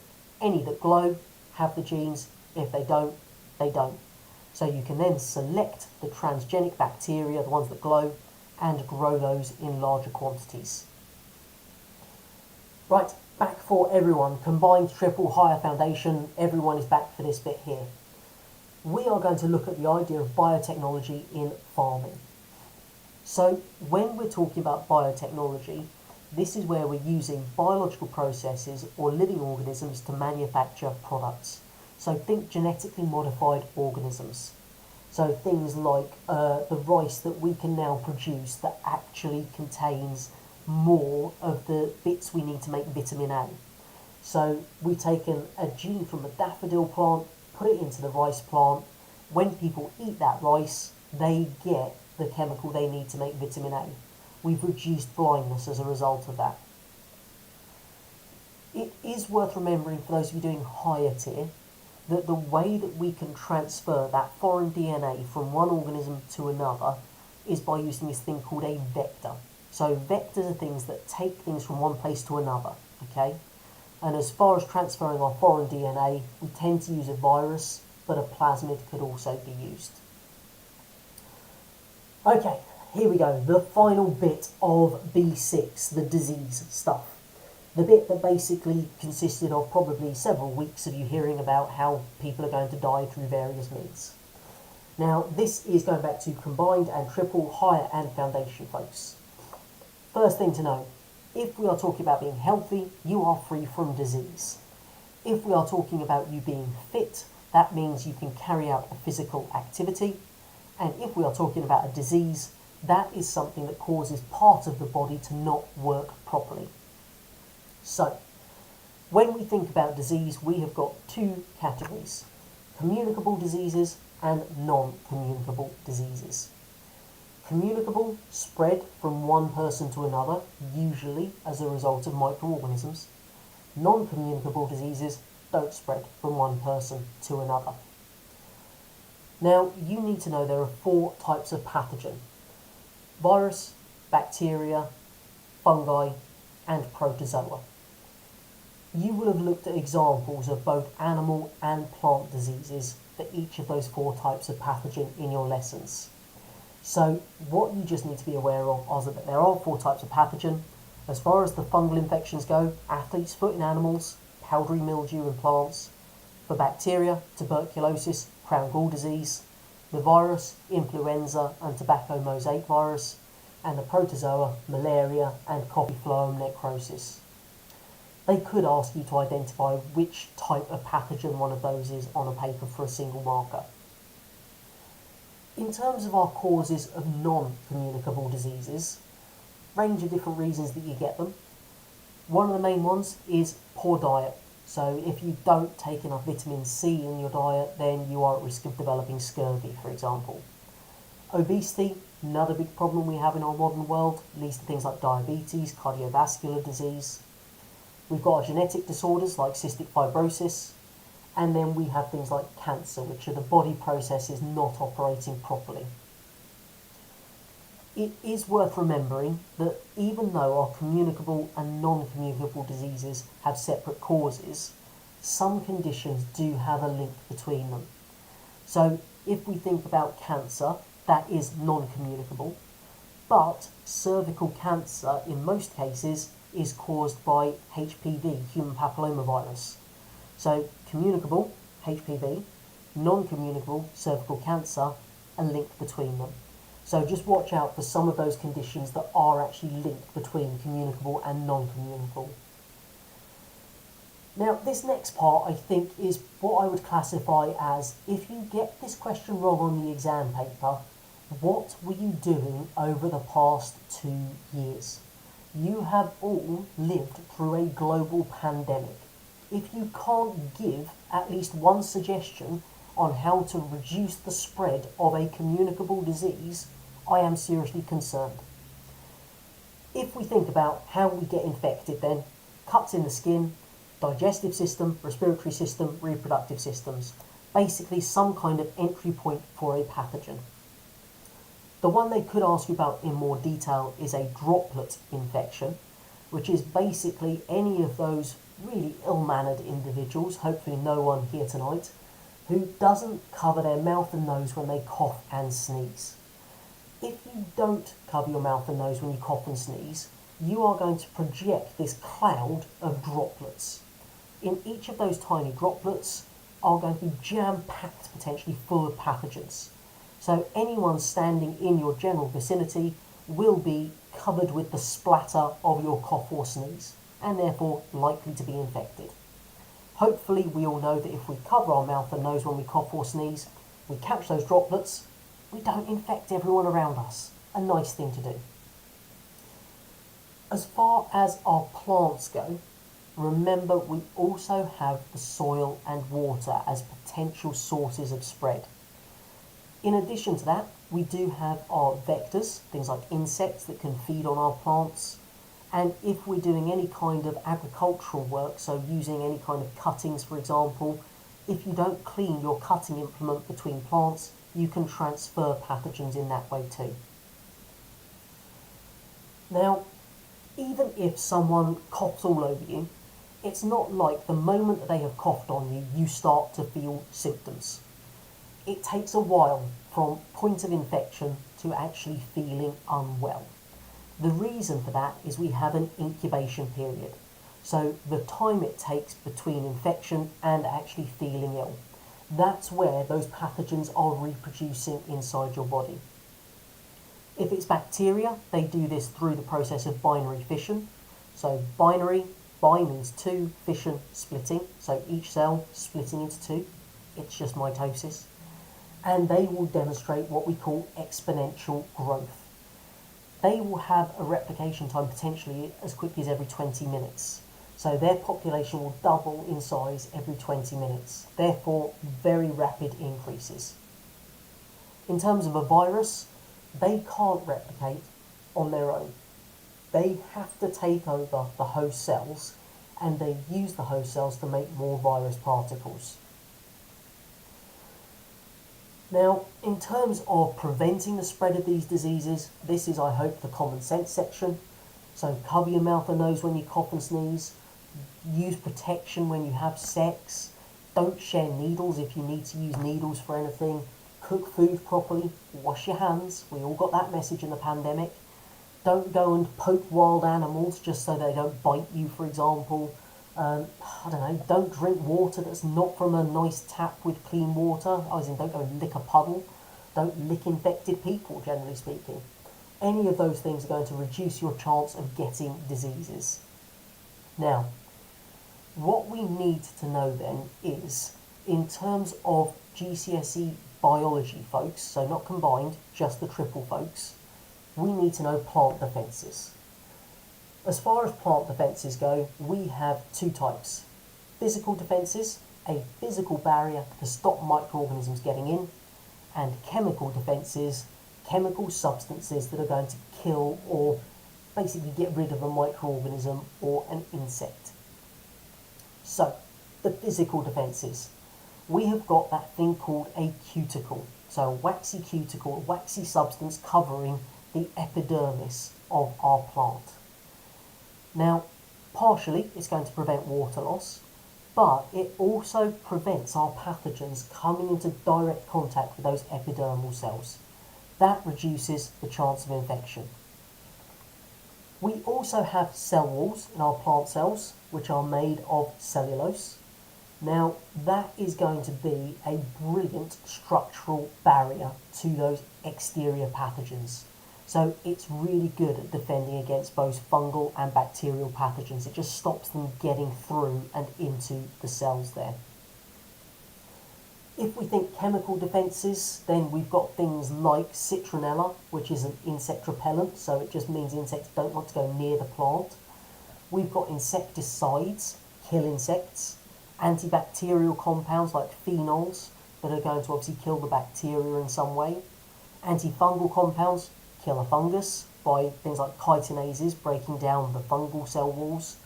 And then cyanide just kills any living thing it comes into contact with, really. So chemical defences are all about basically getting rid of the actual potential pathogen or vector through the use of some kind of chemical. Higher tier triple biology folks, you need to know how we identify these plant diseases. So we can use two basic ideas. We can either do field work or lab work. If we're talking about diagnosing in the field, we use direct observation, look at the plant, has it got stuff on its leaves?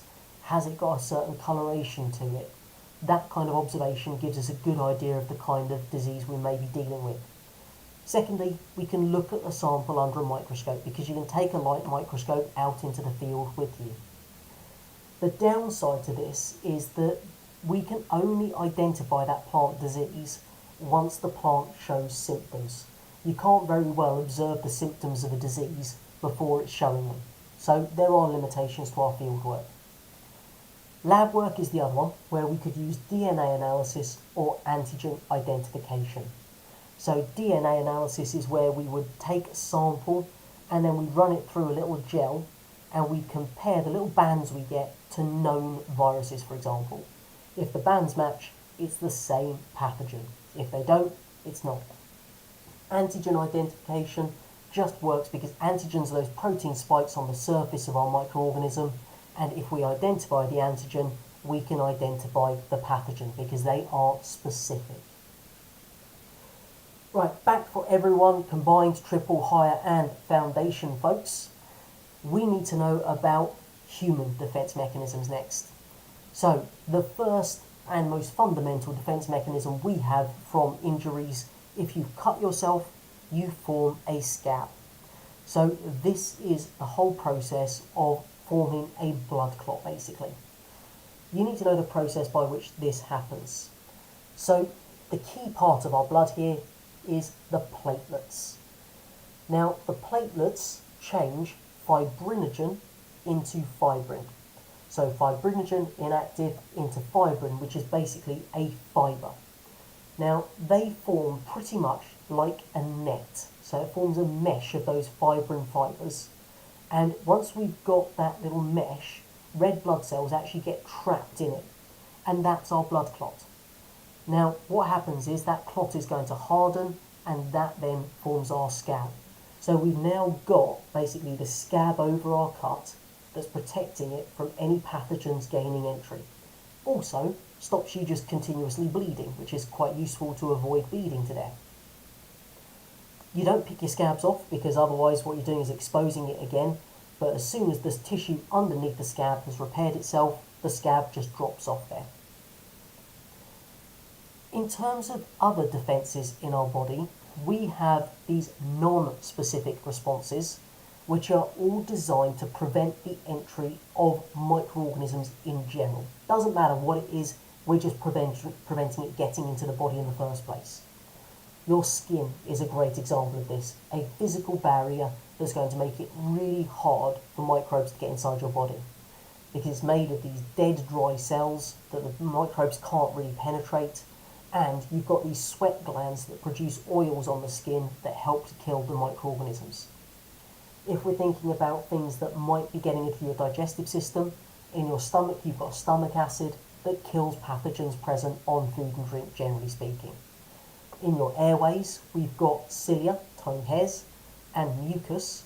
The mucus traps the microorganisms, and then the cilia does that little wafting motion, moves the mucus up to the top of the throat, where you swallow it down, killed in the stomach acid again.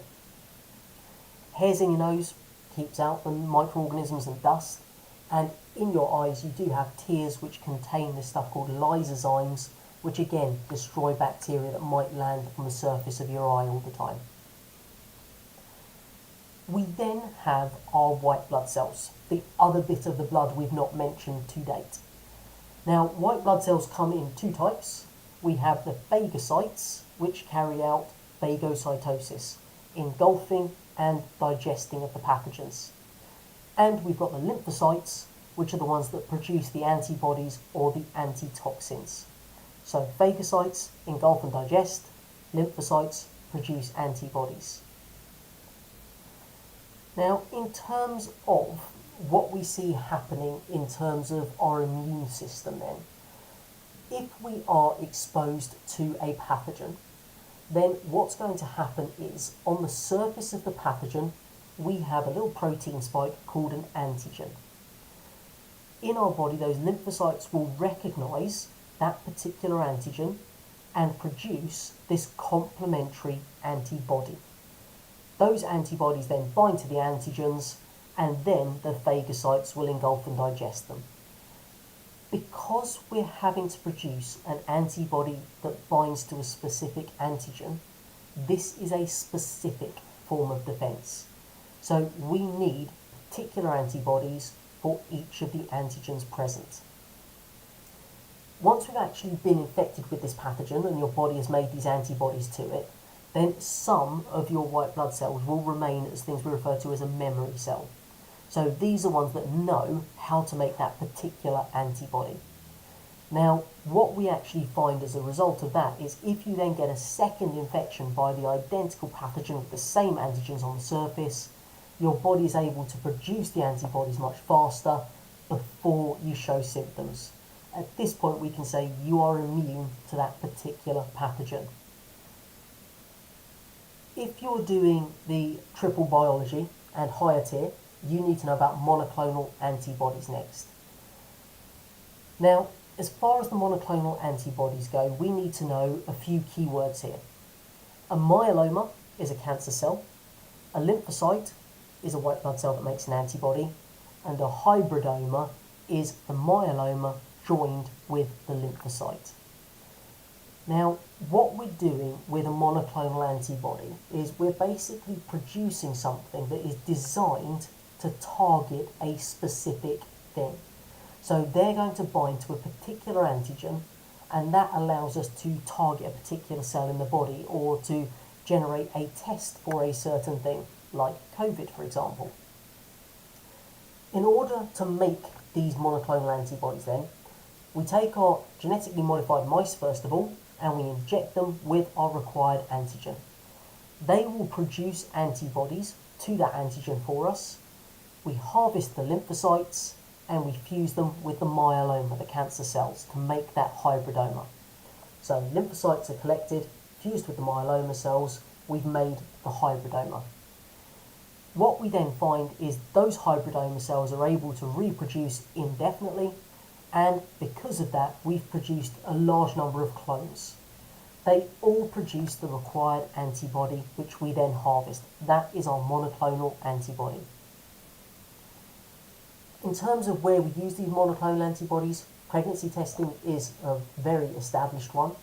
So if you are pregnant, then about 2 weeks after conception, you are going to be producing this thing called HCG. So HCG is going to be produced, which circulates then obviously in the body, and it will be present in urine of the mother. So what you do is you pee on that pregnancy test stick, and then the monoclonal antibodies that bind to HCG are going to have this little colour change reaction to give you that little plus, okay? So all that happens is we've got a band of those monoclonal antibodies on our pregnancy test stick, so that as the urine with HCG comes into contact with it, the little line appears and you know you're pregnant. No line, no pregnancy, to a certain degree of accuracy, of course. We can also use it for detecting disease. You all would have done this over the past couple of years, those lovely little COVID swabs where we all jammed up our nose and down our throats. They were using monoclonal antibodies again. The little line you got was as a result of monoclonal antibodies to, obviously, COVID. Back for everyone then, so combined and triple foundation and higher folks, we need to know about vaccination then. So in terms of vaccines, this is going to be a small amount of dead or attenuated, weakened pathogens that we're going to insert into your body, usually with an injection. When we do that, your lymphocytes are going to recognise the antigens on that particular pathogen and produce the relevant antibodies to it. We then end up with our memory cells that remain in the body after that, and therefore if we then encounter that same pathogen later on, the memory cells can replicate quickly, produce the antibodies before the symptoms show. So this is why we have vaccinations, because it means we can introduce the antigens in a safe way, therefore giving you immunity to that dangerous illness. Now, our next little bit is looking at how we can prevent and treat diseases. So this is for everyone still. And there are some key terms we need to know the meanings of. The first one is an antiseptic. Now, antiseptics kill pathogens on external living surfaces. So antiseptics are what we're going to put on skin before surgery, for example. A disinfectant kills pathogens, but on non-living surfaces. So we use a disinfectant on your kitchen side, for example, but an antiseptic on your skin. So they both kill pathogens, just the antiseptics doing it on living surfaces, disinfectants on non-living surfaces. If we then come on to some more anti-words, because we haven't had enough of those tonight, we have antivirals, which are going to be the drugs that kill viruses. Now, different ones work in different ways. They can block the virus entering the host cell, they can stop the virus releasing its genetic material, but the end result is always the same. The antivirus has destroyed the virus. If we then go on to antibiotics, these are the ones we're more familiar with. They kill bacteria. The only thing antibiotics kill is bacteria. So we can't take antibiotics for a viral infection because it doesn't kill a virus, it only kills bacteria.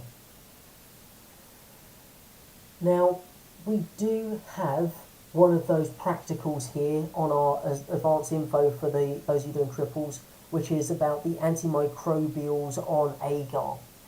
So this is where we would have done an experiment with a Petri dish, and it would have been covered with a layer of bacteria. Okay.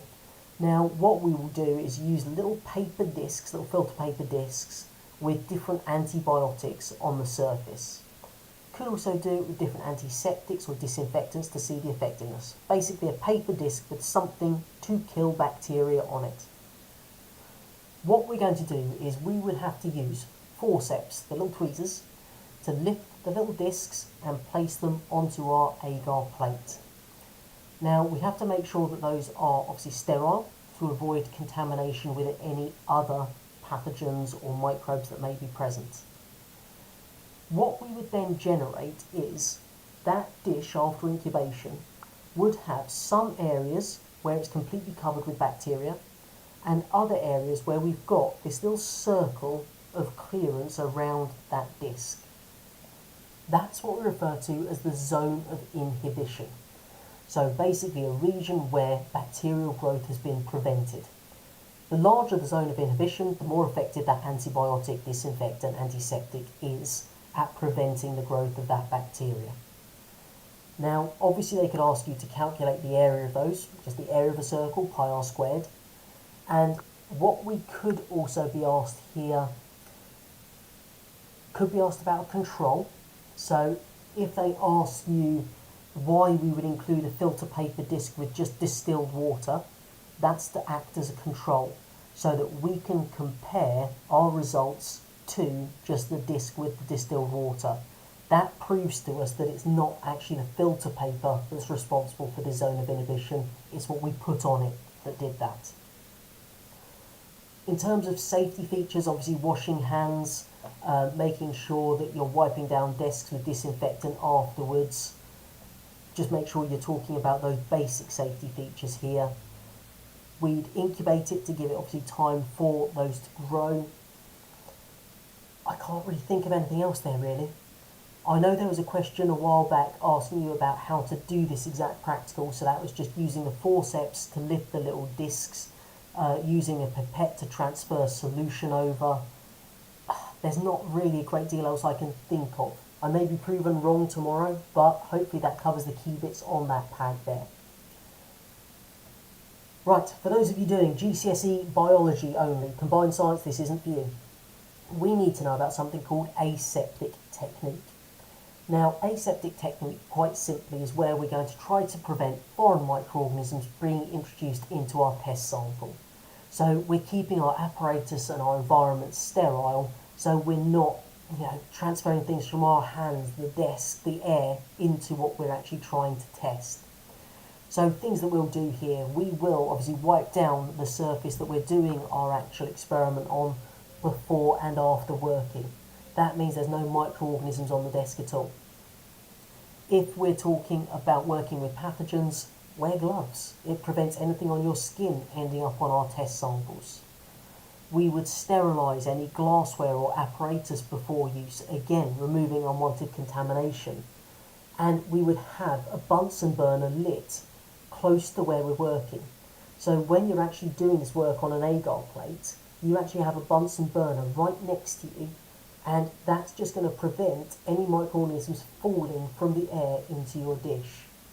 You'd also make sure that when we lift the lid on our Petri dish, you only lift it ever so slightly and for as short a time as possible, again reducing the chances of things from the air getting transferred there. Now, still just for GCSE biology folks, you need to know the process by which we can actually kind of transfer microorganisms from one medium to another. So we generally use a little wire loop, it's called an inoculating loop, to do this. And we need to sterilise that loop before we do any transfers. So to sterilise it, we literally heat it in a Bunsen flame until it glows red, and then we cool it close to the flame. So the whole idea of doing that kills any microbes that are present on it already. We then take our sample, and one thing that we can do is something called a streak plate. Now, streak plates are a way of isolating single colonies. So what we start off with is our first little streak. So we've got our agar plate, we've used our inoculating loop, and we put 3 streaks across. We then reflame our loop to kill off anything present, and then we drag down another 3 lines. What we're doing here is we're going to be diluting the number of bacteria in that second one. Flame the loop again, drag it down another time, flame the loop again, drag it across once more.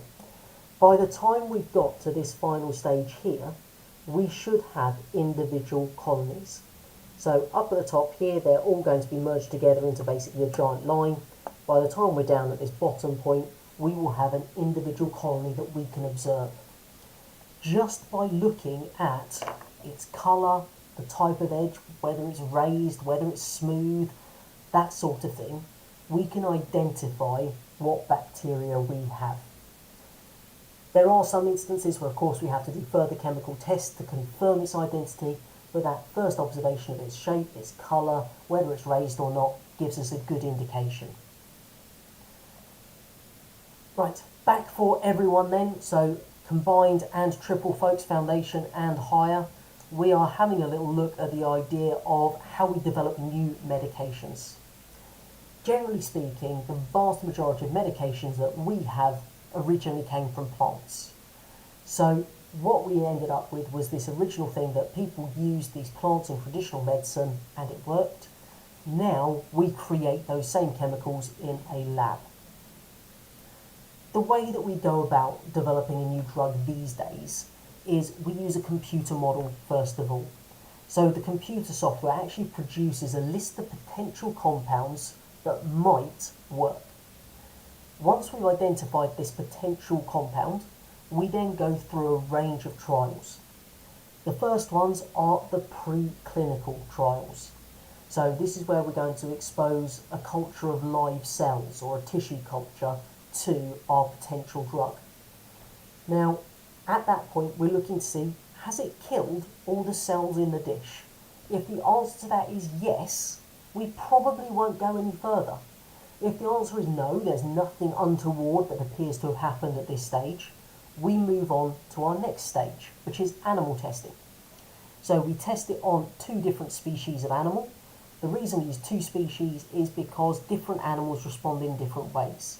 We learnt from thalidomide on this one, you don't just test it on a single species and assume all is well, because in different species, different responses occur. So 2 species gives us a better idea.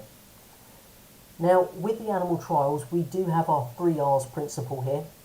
We reduce the number of animals, we make sure that the experiments are done in such a way to avoid any unnecessary suffering, and if we can, we replace animals with other techniques.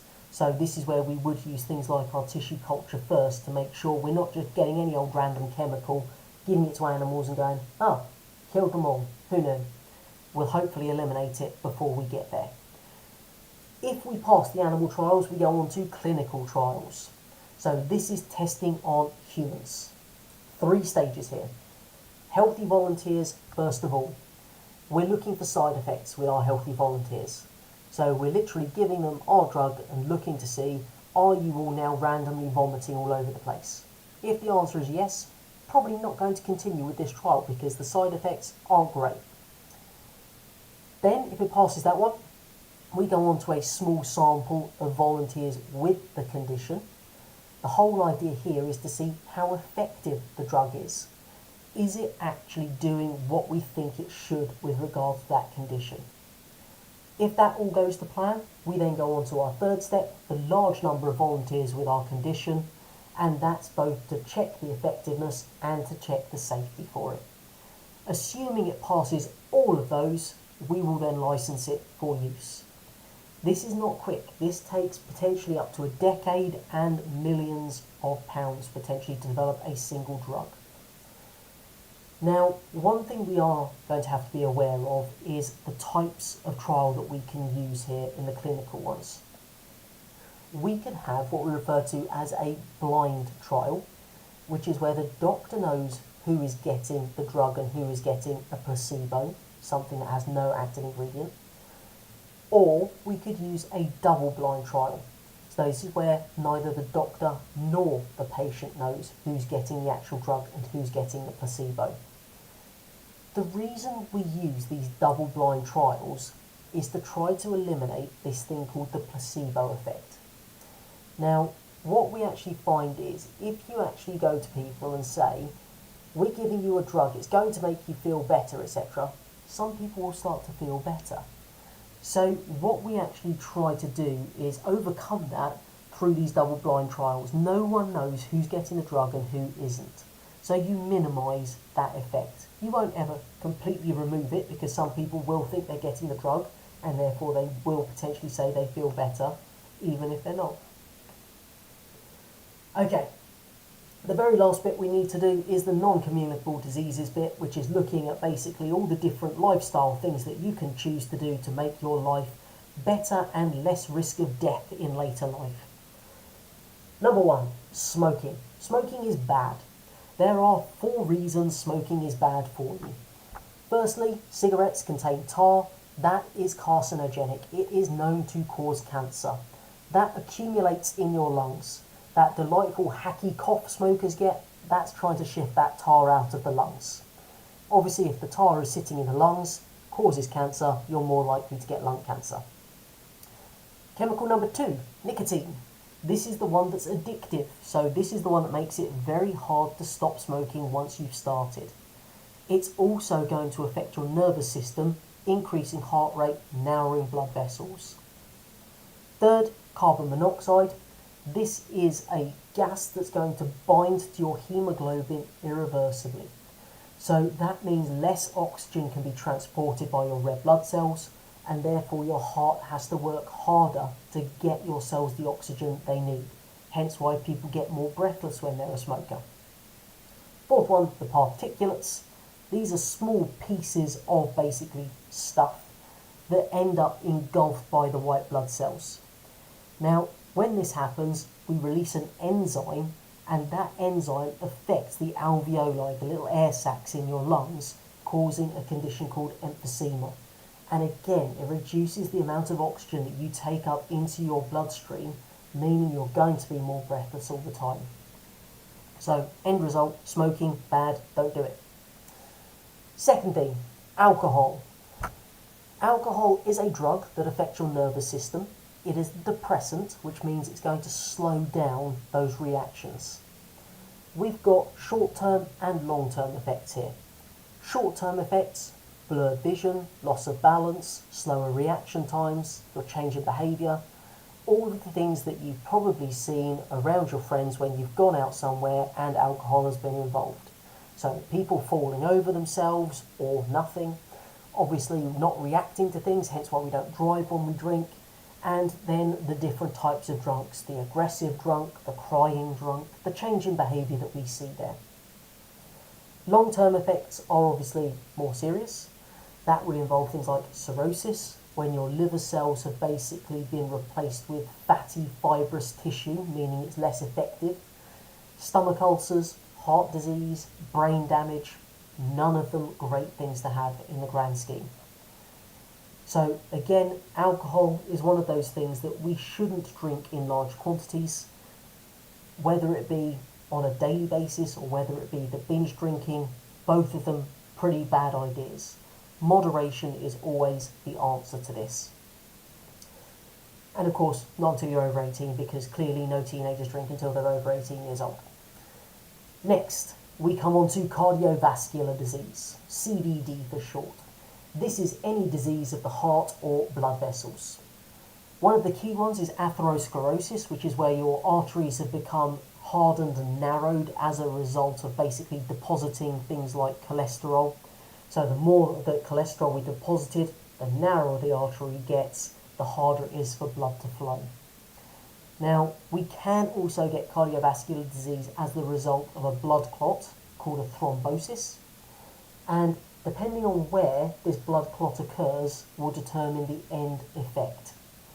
If it occurs in a coronary artery, coronary means the heart, so these are ones that supply your heart with oxygen and glucose, you will suffer a heart attack. If it occurs in one of the arteries supplying your brain, then it can cause a stroke. So depending on which artery is affected determines the end result, neither of which is a great thing. So what are the risk factors for cardiovascular disease? First one, too much salt in your diet. If you have a high salt diet, then you're going to have more water being absorbed into your blood after filtration in the kidney, therefore higher blood pressure. So high salt diet is our first risk factor. Second is a diet that's high in saturated fats, because that leads to more deposition of cholesterol in the artery walls, narrows them, restricts the blood flow, increasing blood pressure again. So this is what we find in things like red meats, for example. Hence why you shouldn't eat red meat every day of the week. It's not good for you because of saturated fats. Obviously, if we want to reduce our risk of cardiovascular disease, we can reduce the intake of salt in our diet. You can reduce the amount of saturated fat. You can take regular exercise. You can stop smoking if you smoke. You can reduce alcohol consumption if you drink. So obviously those are some of the lifestyle changes we can make to reduce your risk of cardiovascular disease in later life. So hopefully all things that you can do throughout your life to avoid getting this when you are older. However, if you are suffering from cardiovascular disease, you didn't take note of these lifestyle changes, you carried on eating the large amounts of saturated fats packed full of salts, smoking and drinking all the time and doing virtually no exercise other than gaming, then you are going to need some other intervention. We can use medication. So statins, for example, reduce your blood cholesterol.